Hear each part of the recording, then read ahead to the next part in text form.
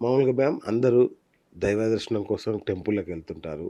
గంటలు, గంటలు అక్కడ గడుపుతుంటారు. తద్వారా కర్మలు తగ్గిపోతాయనో, దగ్ధమైతాయనో ఆలోచిస్తారు.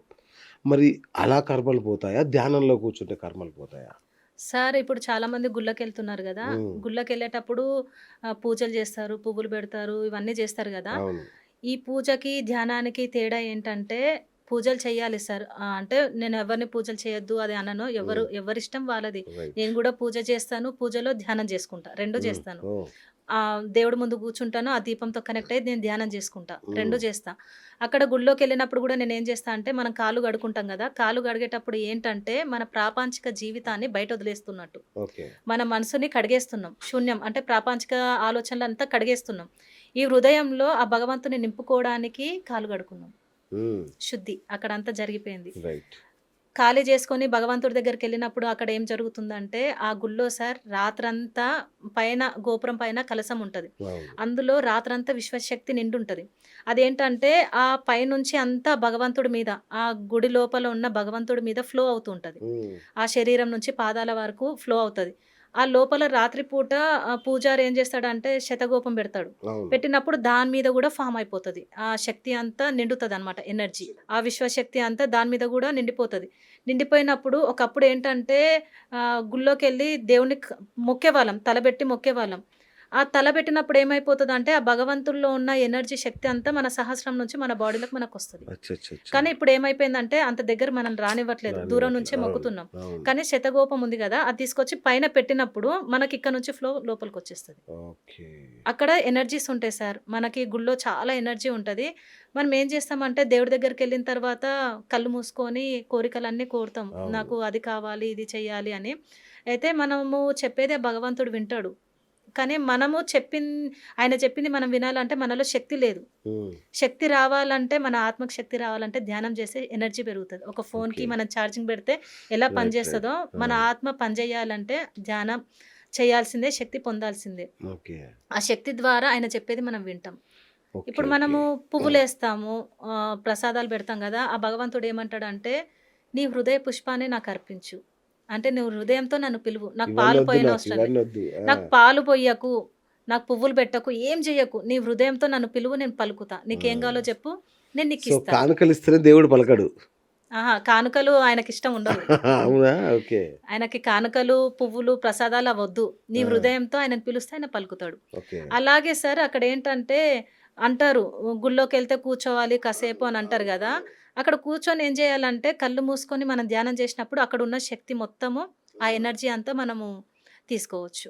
అంటే మనం పూజ జేస్తే మనం చెప్పుకొని వచ్చేస్తాం. అంటే మన బాధ మనం చెప్పుకొనొస్తాం. అది ధ్యానం జేస్తే ఏంటంటే మనం చెప్పింది ఆ దేవుడు వింటాడు. ఆయన జెప్పింది మనం వింటాము. అచ్చా! ఊరికే కూర్చోవడం కాకుండా ధ్యానం ధ్యానం జేయాలి. చేసుకొని సో, రావాలి. అదా విషయం.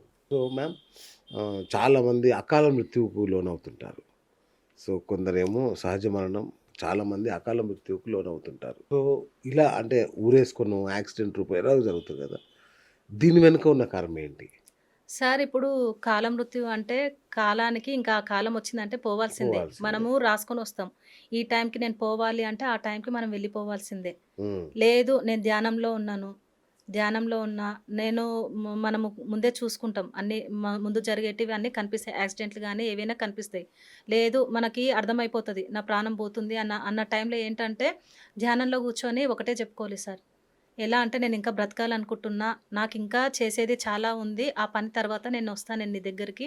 నాకింకొంచెం టైం గావాలని అంటే కాలాన్ని అంటే ఆ భగవంతుడితో చెప్పుకుంటే మనకి ఎక్స్‌పెండ్ అవుతది కాలం. ఓహ్! అది గూడా అవునా? జరుగుతది. అంటే చనిపోయే వాళ్ళు గూడా మనము ఏమంటారు మృత్యు వచ్చినా గూడా దాన్ని అవును. ఆపే శక్తి ఈ ధ్యానంలోనే ఉంది. అవును. ఓకే. అంటే నా కర్తవ్యం ఇంకా ఉంది. నేనింకా సేవ జేయాలనుకుంటున్నా.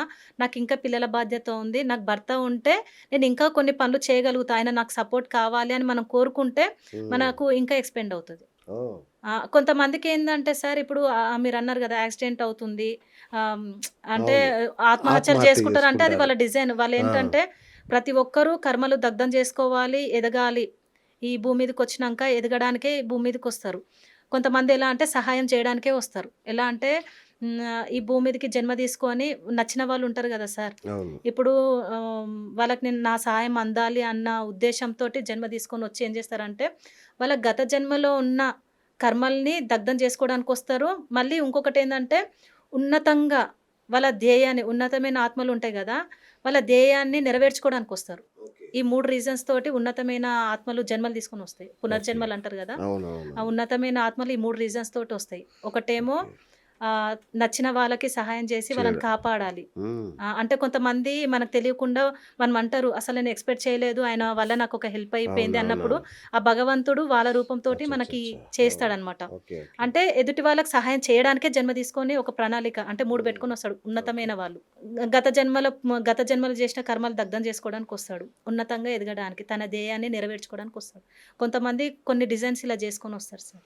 కొంతమంది చేతబడులు, ఆహ్, క్షుద్ర పూజల వల్ల చనిపోతారు కొంతమంది. సో, ఇది ఎవరి కర్మ? మన కర్మనా? ఆ చేసిన వాడి కర్మనా? ఇద్దరికుంటాయి సార్ కర్మలు. అవునా? ఎలా అంటే ఇప్పుడు క్షుద్ర పూజలు చేసిన వాడికుంటది. చెయ్యబడిన అదే ఇప్పుడు క్షుద్ర పూజల ద్వారా చనిపోయిన వాళ్ళుంటారు గదా! హ్మ్. వాళ్ళేందంటే గతంలో ఇలాగ పనులు చేసుంటారు గదా! వేరే వాళ్ళకి. అట్లా హ్మ్. ఈ జన్మలో ఈ స్థితిని వాళ్ళకొస్తది. వాళ్ళకొస్తది. ఇప్పుడు క్షుద్ర పూజ చేసిన వాడికి వస్తాయి సార్ కర్మలు. అంటే ఈ జన్మలో వాడు డబ్బు కోసమో, దేనికోసమో క్షుద్ర పూజలు చేస్తాడు గదా! హ్మ్. ఇది కర్మనే. ఇది కర్మ సిద్ధాంతమే. ఆయన అట్లా అయ్యిండు అంటే అది ఇంతకుముందు ఇచ్చాడు గాబట్టే ఈ జన్మలో అయ్యింది. ఓకే. ఈయన జేశాడు అంటే ఈయనకు గూడా ఆయన చేసుంటాడు. హ్మ్. ఈయన ద్వారా గూడా అచ్చచ్చా! అయ్యుంటది. ఆయనకి ఏదో బాధ ఏదో జరుగుంటది గాబట్టి ఈ జన్మలో ఈయన ద్వారా జరిగింది. కానీ ఈ క్షుద్ర పూజ చేసిన ఆయనకు గూడా కొత్త కర్మలొచ్చేస్తాయి. ఈయనకు గూడా ఓహ్! కర్మలొచ్చేస్తాయి. లేదా పాత కర్మల్ని ఇప్పుడు అనుభవిస్తున్నాడా? ఆ క్షుద్ర పూజ చేసిన అతను గూడా. చేసిన అతను. ఆ! చేసిన అతను గూడా అట్లా చేయాల్సిన పరిస్థితి వచ్చింది అంటే, పాత కర్మల్నేమన్నా తెచ్చుకున్నాడా? లేదంటే ఇప్పుడంటే మీరేంటి ఆగామి కర్మ గాదు సంచిత కర్మలంటారా? ఇది అంటే ఒక పని చేస్తున్నాం సార్. ఇప్పుడు నేను ఒక పని ఇప్పుడు ఆయన క్షుద్ర పూజలు చేస్తున్నాడు. అవును. చేస్తున్నాడు అంటే ఇది అంతా కర్మనే సార్. వెనక అంతే. ఆ! అంటే డిజైను. అంటే ఆయన రైట్. Design right. అంటే నేను ఒకటి చెప్తున్నాను సార్. ప్రతి ఒక్క ఆత్మ ఉన్నతమైన ఆత్మ ఈ భూమి మీదకొచ్చిందేంటంటే ఆనందంగా గడపాలి, నేను నేర్చుకోవాలి, ఉన్నతంగా ఎదగాలని ఒక రీజన్స్ తోటే భూమి మీదకొస్తది. హ్మ్. అదేందంటే మర్చిపోతది. మర్చిపోయినంక మన చుట్టూ ఉన్న పరిస్థితుల ద్వారానే అది మారతది. హ్మ్.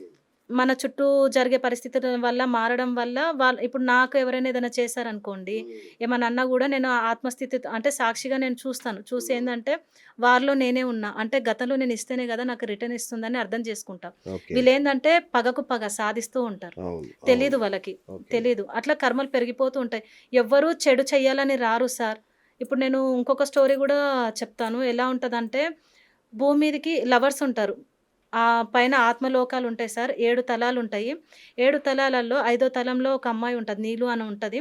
మూడో తలంలో ఒకతనుంటాడనమాట. సూర్దాస్ అని ఉంటాడు. హ్మ్. అయితే అక్కడేందంటే ఈ సూర్దాస్‌ని నీలు అక్కడ గూడా మేము ఇష్టంగా ఉండాలి. అదే తలంలో మేమిద్దరం కలిసుండాలని అనుకుంటది. కానీ ఈ మూడో తలంలో ఆయన ఉండడం వల్ల ఏమైపోతదంటే పర్మిషన్స్ రావు ఆమె దగ్గరికెళ్ళడానికి ఇప్పుడు ఒక స్కూల్‌లో ఒక టీచర్ ఎట్లుంటదో ఆ తలంలో ఒక గురువుంటాడు. ఆ గురువునేమంటారంటే ఆయనేమంటాడంటే నేను భూమి మీద నేను నా ప్రియురాలితోటి ఉండాలంటే ఆ స్థాయికెళ్ళాలంటే నేను భూమి మీద కర్మలు దగ్ధం చేసుకొని ఉన్నతంగా ఎదుగుతానే నేను ఫిఫ్త్‌లోకెళ్ళిపోతా. అవును. అయితే నాకొక పర్మిషన్ ఇయ్యండి. భూమి మీద ఒక ఏమంటారు ఒక తల్లి, దృష్టురాలైన తల్లి కడుపులో నన్ను పుట్టించు. ఆమె ఎంతో అంటే చెడు పనులు జేసేవాళ్ళుంటారు గదా! ఆమె కడుపులో పుట్టించినవనుకో, ఆమె నేను మార్చి, నేను అక్కడ ఉన్నతంగా మారి, నేను ఆమె దగ్గరికెళ్ళిపోయి ఆమెతో సంతోషంగా ఉంటా అని ఒక జన్మ తీసుకుంటాడు. ఓహ్! హ్మ్. ఆ! అలా జన్మ తీసుకున్నాంక ఆ దృష్టురాలు తల్లి ఏం చేస్తదంటే అన్నీ ఆయన ఎళ్ళిందేం పర్పసు? ఆమెను మార్చుతా. ఆమెను హ్మ్. మార్చేసి ఉన్నతంగా మారి నేను పైకొస్తా అన్నాక ఆయన గూడా మారిపోతాడు. వాళ్ళ అమ్మలానే ఇంకా ఎక్కువైపోతాడాయన. ఓకే. దొంగతనాలు చేయడము, మోసం చేయడం, ఆ తల్లి నేర్పిస్తది, నేర్చుకోవడము, బూతులు మాట్లాడడం ఆ! అన్నీ నేర్చుకుంటాడు. ఆయన ఒక పని మీద ఒస్తాడు. ఈ భూమి మీద అవును. కర్మలు దగ్ధం చేసుకుందామనొచ్చి వాళ్ళ అమ్మ ద్వారా ఇంకా చెడిపోతాడు. ఓడి. చెడిపోయిన తర్వాత పైనున్న ఆమె బాధపడతది. బాధపడి ఏం చేస్తదంటే, ఇంకో తలంలో ఉన్న ఒక ఆత్మని రిక్వెస్ట్ చేస్తది. "నువ్వెళ్లి ఆయనని సరిజెయ్యి. అచ్చా! ఆయనని అచ్చా! మార్చి, అచ్చా! ఉన్నతంగా అర్థమైంది. మార్చి నువ్వు పైకి తీసుకురా" అంటే ఆయన ఆయన మోహన్ దాస్ అనే ఆత్మని కిందకి పంపిస్తారు. పంపించినప్పుడు ఏదో ఒక రూపంలో కలుపుతారనమాట. కలిపినాక ఏమైపోతదంటే, ఈయన ఈయనవన్నీ ఆయన నేర్చుకుంటాడు. ఆ! ఈయన ఈయనవన్నీ ఆయన నేర్చుకొని ఇద్దరు ఒకటైపోయి మళ్ళీ దొంగతనాలు చేయడము. ఆ! ఈయనని మార్చుదామని వచ్చిన ఆత్మ గూడా కూడా పాడైపోతది. పాడైపోతది. ఆ! అప్పుడు ఇంకా బాధపడతది. బాధపడినంక పైనున్న వాళ్ళు మాస్టర్స్ ఏమంటారంటే దేవాత్మలు, "నువ్వు స్వార్థం కోసము ఇంకొక ఆత్మను గూడా కర్మలు పట్టేలాగా అవును. చేసావు చేశావు. గదా! ఇంకా నువ్వు ఈ తలంలో ఉండకూడదు. నువ్వు మిగతా కింద తలంలోకెళ్ళిపోవాలి" అన్నప్పుడు రియలైజ్ అయిపోతది. వాళ్ళు మాటిస్తారు. "నువ్వు ఏ ప్రయత్నాలు చేయొద్దు. ఇప్పటికే ఇన్ని ప్రయత్నాలు చేసినావు గదా! నువ్వు సైలెంట్ అయిపో." అంటే ఆమె ఫస్ట్ తలంలోకెళ్ళిపోతది సార్. ఎళ్ళిపోయి అక్కడ రియలైజ్ అయిపోయి బాధపడతది. నేను ఇంత తప్పు చేసినాను. నా స్వార్థం కోసం ఇంకొక అతన్ని గూడా నేను ఇలా చేశాను అన్నప్పుడు, ఈ దైవాత్మలు ఎలా చేస్తారంటే రియలైజ్ అయిపోతే ఇంకొక ఇంకొక బిడ్డెక్కిస్తారు. ఇంకొక ఆత్మని కిందికి పంపిస్తారు. హ్మ్. అక్కడ ఏమైపోయిందంటే ఈ సూర్దాసు, మోహన్ ఉన్నారా, కొన్ని సిట్యుయేషన్ ద్వారా ఒక మోహన్ సెట్ అయిపోతాడు. తన తప్పు తను తెలుసుకొని సేవలోకెళ్ళిపోతాడు. హ్మ్. సూర్దాస్ కూడా చాలా ప్రాబ్లమ్ ఫేస్ చేస్తాడు. కాళ్ళు, చేతులు అన్నీ పోతాయి. అన్ని ప్రాబ్లమ్స్ వాళ్ళ అమ్మ గూడా జైలుకెళ్ళిపోతది. అన్నీ అయిపోయిన తర్వాత వాళ్ళ అమ్మతో కలుస్తాడనమాట. సేవలోకెళ్ళిపోతాడు. సేవలోకెళ్ళిపోయినప్పుడు ఏం చేస్తాడంటే, ఇప్పుడు ఆయన ఐదో తలంలోకెళ్ళడానికి అంటే ఎప్పుడైతే నువ్వు రియలైజ్ అయిపోతావో, నేను చేసింది తప్పు, నేను సరిదిద్దుకుంటా. అప్పుడు ఆయన కోరుకున్నాడనమాట. నేను చేసిందంతా తప్పు. నేనెందుకిలా చేశాను. ఎప్పుడైనా మనది ఆహ్, ఉపచేతనాత్మక మనస్సు అని ఉంటది సార్. అవును. అవును. అదేందంటే క్లోజ్ అయ్యి ఉంటది. అది ఓపెన్ అయిందంటే ఇన్నర్ వాయిస్ చెప్తూ ఉంటది. "అరే! ఇది నువ్వు హ్మ్. చేస్తే తప్పురా. నువ్వు ఇది చెయ్యకురా. నిన్ను నువ్వు మార్చుకో" అని చెప్తూ ఉంటది. ఓకే. అది వాళ్ళకి క్లోజ్ అయ్యి ఉంది. మనం తప్పు మార్గంలో ఉన్నప్పుడు అది క్లోజ్ అయితది. అది ఓపెన్ అయ్యిందంటే నీకు మార్గాలు చూపిస్తది సార్. హ్మ్. అంటే ఈ వేలో ఎళ్ళకు, ఇది చెయ్యి అని చెప్తూ ఉంటది. గైడెన్స్‌గా ఇస్తూ ఉంటది. రైట్. అది క్లోజ్ అవ్వకుండా ఓపెన్ అయ్యి ఉండాలంటే మనం ఎప్పుడూ ఎరుకతో ఉండాలి. ఓకే. అయితే అక్కడ ఆయనకు ఓపెన్ అయ్యి కోరుకుంటాడనమాట. నన్ను భగవంతుడా నేను చాలా తప్పులు చేసినాను. నేను ఇంకే తప్పులు చేయను. నాకు కరెక్ట్ శిక్షనే నాకు కరెక్ట్ విధించినవు అని బాధపడి ఏడ్చినప్పుడు మళ్ళీ దేవాత్మలు కిందకొచ్చి నాకు సాయం చేస్తారు. ఓహ్! కానీ ఎప్పుడైతే సరే ఈ భూమి మీద రియలైజ్ అయినామనుకో, అవును నేను చేసింది తప్పు. అవును. ఇంకా నేను ఈ తప్పు చెయ్యను. నేను సేవలోకెళ్ళిపోతా అని ఎప్పుడైతే కోరుకుంటామో, సార్ వెంటబడి ఆ దేవుడొచ్చి మనకు సాయం చేస్తాడు. ఐడియా. సూపర్. సత్యంలో జీవించినామనుకో సార్, చేపట్టి నడిపిస్తాడు మనల్ని. వండర్ఫుల్.